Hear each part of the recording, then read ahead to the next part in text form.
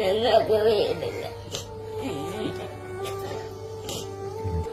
35 ലക്ഷം രൂപയോളം ഈ ഓപ്പറേഷത്തിന് ചെലവുണ്ട്.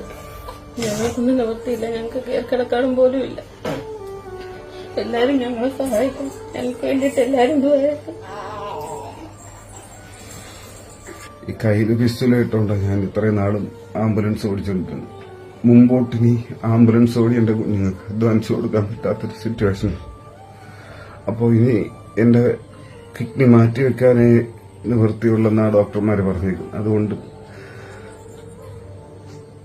സന്മനസ്സുള്ളവരെല്ലാരും ദുആ ചെയ്യണം എനിക്ക് വേണ്ടി.